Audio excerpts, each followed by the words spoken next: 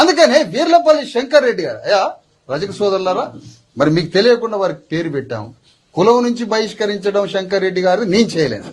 అది మీ రజక సంఘాలు మీరు చేసుకోండి, వారిని బహిష్కరించేది. నేను బీసీ ఎస్సీ ఎస్టీ సంఘం నుంచి మాత్రం బహిష్కరిస్తున్న వారిని శంకర్ రెడ్డి గారు. మేము కూడా మా కులం నుంచి బహిష్కరిస్తాం.